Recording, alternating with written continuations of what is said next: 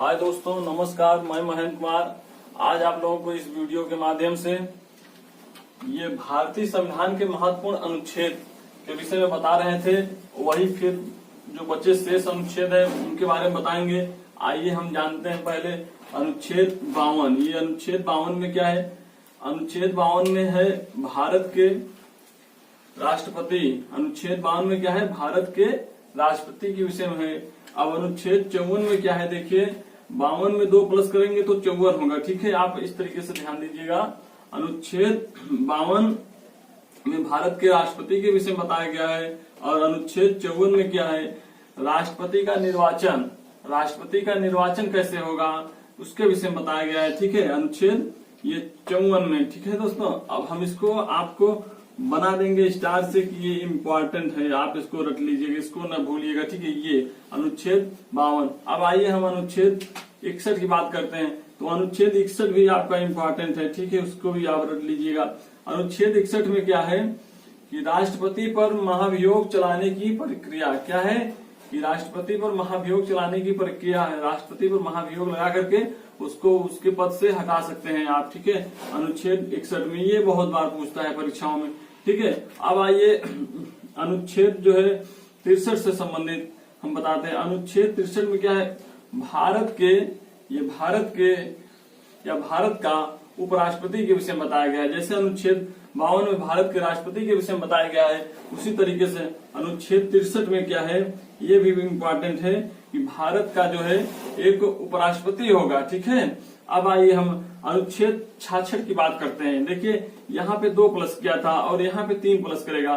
देखिए, राष्ट्रपति का होना किस अनुच्छेद में बताया गया है? 52 में। और राष्ट्रपति के निर्वाचन से संबंधित 2 प्लस करके 54 में बता दिया है। आप ध्यान रखिएगा थोड़ा यहीं पे। और आइए ये अनुच्छेद 63 में क्या है कि उपराष्ट्रपति के विषय में बताया गया है। और हम जैसे आगे बढ़ेंगे तो यहाँ 2 प्लस हुआ तो यहाँ पे 3 प्लस होगा। तो अनुच्छेद 63 3 66 होगा। 66 में क्या है? उपराष्ट्रपति का निर्वाचन। मेन यही है, ये और ये। लेकिन हम आपको बता दें, कभी भी पूछ सकता है कि उपराष्ट्रपति का निर्वाचन किस अनुच्छेद से संबंधित है? तो अनुच्छेद 66 से संबंधित है। अब आइए अनुच्छेद 72 की बात करते हैं। अनुच्छेद 72 भी बहुत इंपॉर्टेंट है। ये भी काफी बार परीक्षा में पूछा गया है। ठीक है, अनुच्छेद 72 में क्या है? क्षमा आदि की और कुछ मामलों में दंडादेश के निलंबन, परिहार या लघुकरण की राष्ट्रपति की शक्ति है। आप यहाँ देखिए, राष्ट्रपति जो है उसको क्या क्या शक्ति है? क्षमा, यानी कि किसी व्यक्ति को अगर कोई सजा हुई है फांसी की तो वो क्षमा कर सकता है। ठीक है, और कुछ मामलों में दंडादेश के निलंबन, कोई अगर उसको दंडित किया गया है तो उसको निलंबित भी कर सकता है। ठीक है, परिहार या लघुकरण, या उसको छोटा भी कर सकता है। ठीक है, ये क्या है? राष्ट्रपति की शक्ति है। ठीक है, अब आइए हम आपको अनुच्छेद 74 के विषय में बता रहे हैं। अनुच्छेद 74 में राष्ट्रपति को सहायता और सलाह देने के लिए मंत्रिपरिषद, देखिए मंत्रिपरिषद जो है प्रधानमंत्री से संबंधित है। यहाँ पे जो है आज से नहीं पूछेगा कि प्रधानमंत्री का किस अनुच्छेद से वो है, आपको ये पूछेगा कि राष्ट्रपति को सहायता और सलाह देने के लिए मंत्रिपरिषद की आवश्यकता होती है। उस मंत्रिपरिषद के विषय में बताया गया है किसमें? अनुच्छेद 74 में, जो कि ये प्रधानमंत्री से रिलेटिव है, पीएम से, यानी कि हम पीएम कर दें प्राइम मिनिस्टर। ठीक है, इससे संबंधित है। अब आइए अनुच्छेद 76 भी महत्वपूर्ण है। ये अनुच्छेद 76 देखिए, भारत का महान्यायवादी, भारत का जो सबसे बड़ा विधिक अधिकारी जो होता है, विधि, वो ही यही है, महान्यायवादी ही है। इसके विषय में बताया गया अनुच्छेद 76 में है। ठीक है, देखिए इतना आप जो स्टार बना दिए हैं इसको आप भूलिएगा नहीं, रख लीजिएगा। अब आइए हम आपको जो है बताते हैं अनुच्छेद 79 के विषय में। अनुच्छेद 79 और 80 81 ये तीनों अनुच्छेद जो है एक साथ में है, क्रम भाई 79 80 81। तो हम इसके विषय में आपको बताएंगे कि आप जो है संसद, देखिए यहाँ पे लिखा हुआ है संसद का गठन। संसद जो है राज्यसभा, लोकसभा और राष्ट्रपति से मिलकर बनती है। लेकिन यहाँ राष्ट्रपति के विषय में ऊपर ही बता दिया गया है। अब आइए संसद के हम बताते हैं 2 सदन होते हैं। संसद के कितने सदन होते हैं? संसद के 2 सदन होते हैं। संसद के 2 सदन वो हैं जो है राज्यसभा और ये लोकसभा, ये देखिए राज्यसभा हो गई और ये लोकसभा। तो हम आइए पहले जानते हैं संसद। संसद हमारा जो है अनुच्छेद 79 में है, ठीक है। अब उसके बाद जो दो सदन हैं, दोनों सदन में उच्च सदन और निम्न सदन होते हैं। तो देखिए जो उच्च सदन होगा, जो बड़ा होगा वो पहले आएगा, जो निम्न सदन है वो बाद में आएगा। यानी कि संख्या में तो बढ़ेगा लेकिन वो पहले और बाद में, यानी कि यहाँ पे बात हो रही है श्रेणी क्रम में जो श्रेष्ठ है, यानी कि श्रेष्ठ उच्च हमारा क्या है राज्यसभा और निम्न क्या है लोकसभा। तो पहले अब 80 आएगा, फिर बाद में 81। तो हम इसको तीनों बहुत आसान तरीके से याद कर लेंगे। ये देखिए तीनों अनुच्छेद 79, 80, 81 क्रम से है। 79 में क्या है, संसद का गठन है, फिर संसद के दो सदन होते हैं। पहला सदन है उच्च सदन राज्यसभा आएगा, फिर दूसरा निम्न सदन लोकसभा आएगा, ठीक है ना। इनमें देखिए राज्यसभा की संरचना और लोकसभा की संरचना बताया गया है ना, तो आप इसको भूलना नहीं। अब आइए अनुच्छेद 85 के विषय में बात करते हैं। अनुच्छेद 85 भी बहुत महत्वपूर्ण अनुच्छेद है, इसको हम जो है स्टार बना दे रहे हैं, इसको आप नहीं भूलना, इसको रख लीजिए।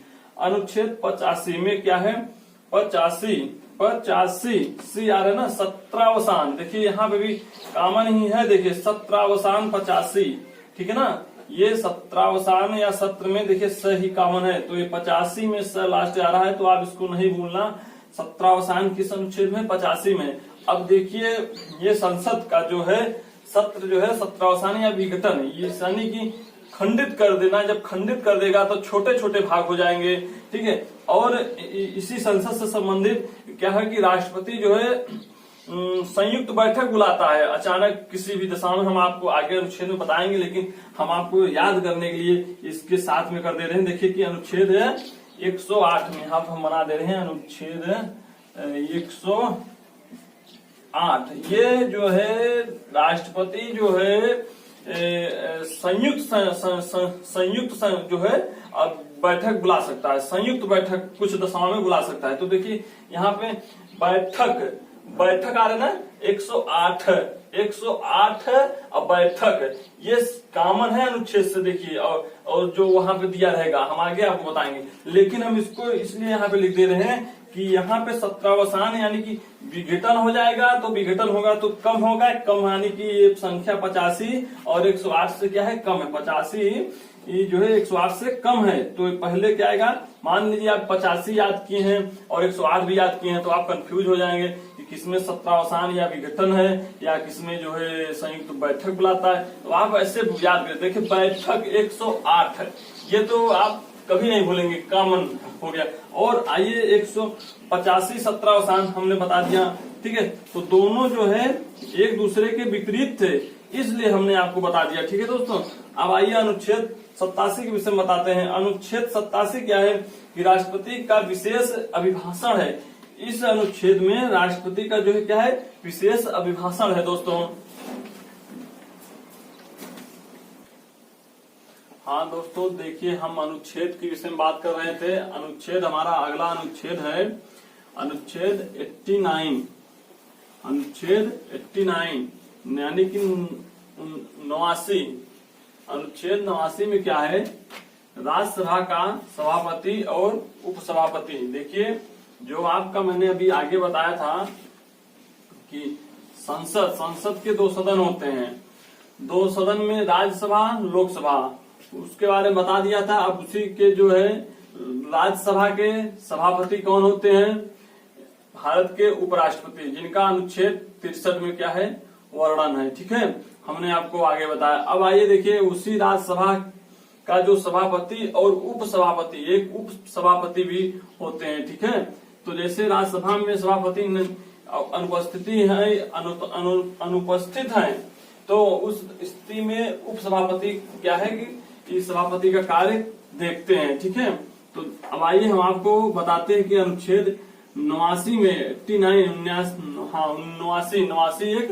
ठीक है। 89 में राज्यसभा का सभापति और उपसभापति है। और उसके बाद जो निम्न सदन है लोकसभा, तो उसमें भी इसी तरीके से जो है लोकसभा के अध्यक्ष और उपाध्यक्ष होते हैं। लोकसभा में अध्यक्ष उपाध्यक्ष होते हैं और राज्यसभा में सभापति और उपसभापति। तो यहाँ पे सभापति को जो है वो जो भारत का उपराष्ट्रपति होता है उसी को सभापति बना दिया जाता है।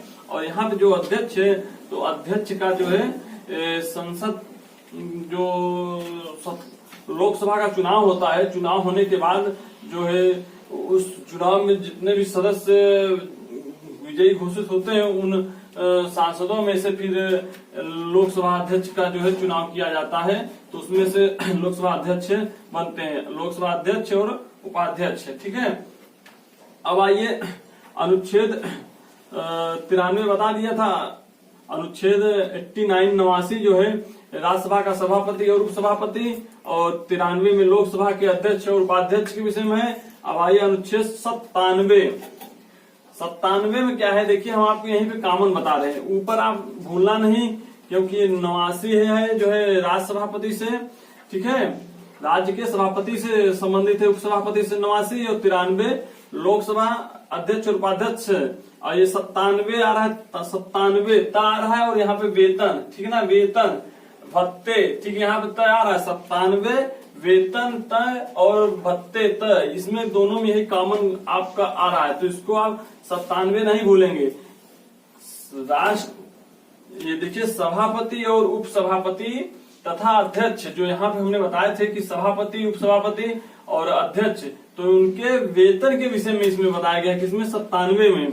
अब आइए 100 के विषय में हम बात करते हैं। अनुच्छेद 100 में क्या है, सदनों में मतदान, जो सदन होता है, जो सदन बन गया लोकसभा और राज्यसभा, जैसे कि निम्न सदन और उच्च सदन, तो उस सदन में जो मतदान होता है किसी बिल को पारित कराने के लिए वहां पे मतदान होता है, ठीक है, तो वहां उस स्थिति के लिए और रिक्तियों के होते भी सदनों की कार्य करने की शक्ति होती है, जैसे कोई मतलब सदस्य नहीं है, उस रिक्त है स्थान, तो उस स्थिति में भी जो है एक सदनों की कार्य करने की शक्ति है। और गणपूर्ति जैसे कि 1/10 या 1/3 की आवश्यकता होती, तो उसके विषय में यही फिर सब अनुच्छेद 100 में बताया गया है, ठीक है ना। 100 शक्ति, ठीक है ना, क्या कि रिक्तियों के होते हुए भी जो है सदनों कार्य करने क्या है, शक्ति है, ठीक है।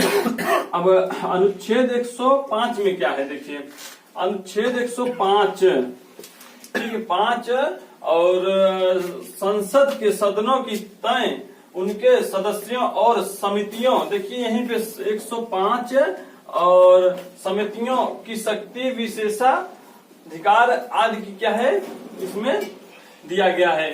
संसद के सदनों, देखिए हमने 105 अनुच्छेद की बात कर रहे थे, 105 में है संसद के सदनों की तय उनके सदस्यों और समितियों की शक्ति व विशेष अधिकार आदि की है, ठीक है।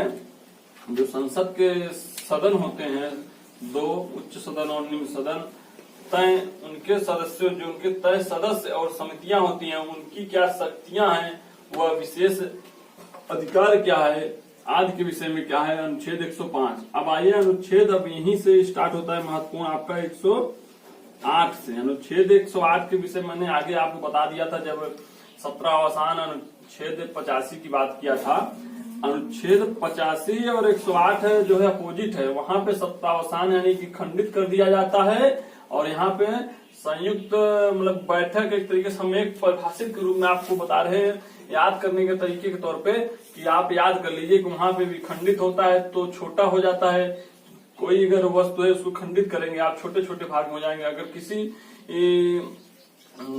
वस्तु को अगर इकट्ठा करेंगे तो उसका ढेर सारा क्या हो जाएगा, ढेर बन जाएगा। तो इसमें यही है कि 108 हमारा संख्या क्या है, बड़ी है, 108 क्या है, बड़ी है, और 85 क्या है, यहाँ पे छोटा है। तो यही आप समझिए 108 में क्या है कि जो है यहाँ पे संयुक्त बैठक 108 आ रहा है 108 में भी, और बैठक यहाँ पे यही कॉमन बन रहा है, ये तो आप बिल्कुल नहीं भूलेंगे 108। उसके बाद 85 में क्या है कि इसका विपरीत क्या होगा, 85, ठीक है, 85 वहां पे क्या है 17वां, ठीक है ना, 8-5-13 क्या होगा, 8-5-13 तय आ रहा है ना, 17वां तय वहां पे भी आ रहा है, यहाँ पे भी ये तय आ रहा है, ठीक है, 8-5-13 होगा। देखिए ये 13, इनका योग 13 हो जाएगा, तो वहां पे आपका क्या होगा 17 13 17 वहां पर भी कॉमन हो रहा है, ठीक है ना। अब आइए हम अनुच्छेद 110 के विषय में बात करते हैं। तो आपका अनुच्छेद 110 भी महत्वपूर्ण है। क्या है? महत्वपूर्ण है अनुच्छेद, ठीक है दोस्तों। देखिए इसमें क्या है कि धन विधेयक की परिभाषा, ये केंद्र से रिलेटिव है, केंद्र से संबंधित है, ठीक है। तो यहाँ पे एक तरीके से मान लीजिए धन यानी कि मनी बिल है ये, ठीक है 110। तो हम आपको इसको याद करने का एक फार्मूला दे रहे हैं। देखिए मनी MO क्या लिखते हैं हम? मनी MO से ऐसे कुछ करके मनी की मीनिंग बनती है ना। तो देखिए हम आपको इसी मनी में ही अनुच्छेद आपको बताएंगे, ठीक है ना। ये देखिए मनी MO करके कुछ मीनिंग बनती है, तो हमें सिर्फ MO से ही मतलब है। देखिए 110, तो हम यहाँ जो ये बीच वाला V आकार का जो बना हुआ है, ये 2 लाइन छोटी, इसको जब साफ कर देंगे तो सिर्फ सिंगल 1 2 बचेगा, और ये लास्ट में क्या वो जो हमारा है वो 0 के रूप में काम करेगा। तो 110 हमारा यहीं से निकल के आ गया। इस जो है धन विधेयक के जो मनी शब्द लिखा हुआ रहेगा, मनी बिल, तो उसी मनी बिल में ही हमने ये बीच की लाइन साफ कर दी, तो हमारा 110 ऑटोमेटिक मिल गया। तो यहाँ पे बताया भी गया कि अनुच्छेद 110 में क्या है कि धन विधेयक, ठीक है दोस्तों। अब आइए हम आपको अनुच्छेद 120 की बात करते हैं। अनुच्छेद 120 में क्या है कि जो राजभाषा है हमारी 343 से संबंधित है, वो राजभाषा यहाँ पे भाई बात नहीं कर रहा है, यहाँ पे भाषा की बस बात कर रहा है, भाषा। तो 120 अनुच्छेद हमारा क्या है? संसद में प्रयोग की जाने वाली भाषा से संबंधित है। संसद में प्रयोग की जाने वाली भाषा से संबंधित है यहाँ पे 120, ठीक ना, संसद में प्रयोग की जाने वाली भाषा से संबंधित है। अब आइए अनुच्छेद 123 जो है ये भी इम्पोर्टेंट है, इसको भी याद कर लीजिए, इसको न भूलिएगा। इसमें क्या है कि 123 अध्यादेश, यहाँ पे स कॉमन आ रहा है ना, स देखिए अध्यादेश, देश अध्यादेश 123 23 स लास्ट में इसमें भी आना, तो आप इसको नहीं भूलेंगे। संसद के विश्रांति काल में अध्यादेश प्रख्यापित करने की राष्ट्रपति क्या है? शक्ति है। राष्ट्रपति क्या है? अध्यादेश की शक्ति किसमें है? तो 123 में अध्यादेश की शक्ति, यहां से बनेगा क्वेश्चन। राष्ट्रपति की शक्ति, अध्यादेश की शक्ति किसमें है? राष्ट्रपति को जो है ये 123 में। अब आइए अनुच्छेद 124 भी कुछ महत्वपूर्ण है, इसको भी ले लेते हैं हम स्टार में। अनुच्छेद 124 उच्चतम न्यायालय की स्थापना और गठन। जो सर्वोच्च न्यायालय है, सुप्रीम कोर्ट हमारा, वो उच्चतम न्यायालय है, उसकी स्थापना और गठन के विषय में बताया गया है अनुच्छेद 24 में। अब आइए अनुच्छेद 128 के विषय में बताते हैं। उच्चतम न्यायालय की बैठकों में सेवानिवृत्ति न्यायाधीशों की उपस्थिति। देखिए जो उच्चतम न्यायालय की बैठक होती है उसमें सेवानिवृत्ति, जो सेवा से निवृत्त हो गए हैं यानी कि रिटायर हो गए हैं, उन न्यायाधीशों की क्या है उपस्थिति के विषय में बताया गया है इसमें, ठीक है। अब आइए अनुच्छेद 143 हमारा महत्वपूर्ण है, ठीक है, इसको हम स्टार में ले लेते हैं। 143 इसमें क्या है कि 43 में उच्चतम न्यायालय के परामर्श करने की राष्ट्रपति की क्या है? शक्ति है, परामर्श। 143 देखिए यहाँ पे भी आ रहा है 43, यहाँ पे भी परामर्श आ रहा है, ठीक ना। 43 लिखेंगे आप, जैसे यहाँ पे 23 था, 23 में क्या अध्यादेश था, तो इसी तरीके से 143 आपको 43 44 45 46 ऐसे नहीं करके देगा, अनुच्छेद करके देगा। आप अनुच्छेद 143 किससे संबंधित करेंगे? जो है परामर्श की शक्ति निहित है राष्ट्रपति की, जो है उच्चतम न्यायालय से, ठीक है। अब आइए अनुच्छेद 45 के विषय में बताया गया है कि न्यायालय के नियम आदि के विषय में। न्यायालय के नियम जो होंगे वो क्या है कि 45 नियम, देखिए 5 4 9, सिर्फ यही 2 लीजिएगा, 5 4 9 9 यानी कि योग 9 बनना है ना, 9 से नियम, ठीक है, आप इसको कॉमन याद करिएगा। अब आइए अनुच्छेद 148 आपका महत्वपूर्ण बन जाता है। अनुच्छेद 48 जो आपका भारत सरकार का विधिक नहीं सॉरी लेखा जोखा करने वाला जो अधिकारी होता है, भारत का नियंत्रक एवं महालेखा परीक्षक होता है वो, ठीक है, महान्यायवादी हम अनुच्छेद 148 के विषय में बता रहे थे कि भारत का नियंत्रक एवं महालेखा परीक्षक, ठीक है, भारत का जो सरकार का लेखा जोखा अधिकारी होता है उसे कहते हैं नियंत्रक एवं महालेखा परीक्षक, ठीक है ना। किसमें? अनुच्छेद 148। ये भी महत्वपूर्ण है, इसको आप स्टार बना के याद कर लीजिएगा, ठीक है ना। अब आइए अनुच्छेद 153 में क्या है, देखिए अनुच्छेद 153 राज्यों के राज्यपाल के विषय में बताया गया है। किसके विषय में बताया गया है? राज्यों के राज्यपाल के विषय में, ठीक है। और अनुच्छेद 155 में क्या है, इसको आप स्टार बना लीजिए, ये भी याद करने के लिए जरूरी है, ठीक है। 155 में क्या है कि राज्यपाल की नियुक्ति, देखिए अनुच्छेद हमने 52 बताया था आपको। अनुच्छेद 52 में क्या है, देखिए कि उसमें था कि राष्ट्रपति, अनुच्छेद 52 में क्या था कि राष्ट्रपति, अब उसमें हम 2 प्लस किए थे तो 54 हुआ था। क्या हुआ था? 2 प्लस किए तो यहाँ हम बता दें आपको 2 प्लस बराबर 54 होगा यहाँ पे। तो 54 में क्या था कि राष्ट्रपति का नियुक्ति या निर्वाचन था, ठीक है ना।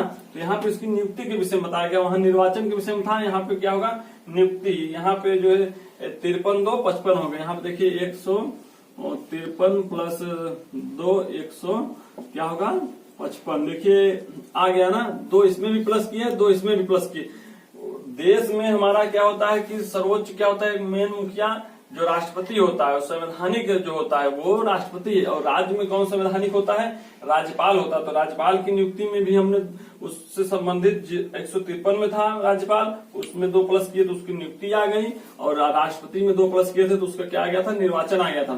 तो अब यहाँ पे हमने राज्यपाल के विषय में बता दिया था, और ये राज्यपाल और ये राष्ट्रपति। अब देखिए उपराष्ट्रपति के हमने आपको 63 है, 3 बोले थे प्लस करने के लिए। तो 66 में क्या है कि ये 63 में उपराष्ट्रपति है, और उसके निर्वाचन जो है किसमें है? 3 प्लस करेंगे तो 66। ऐसे ही आप बना करके कॉमन याद कर सकते हैं, ठीक है। बहुत आसान तरीका है ये।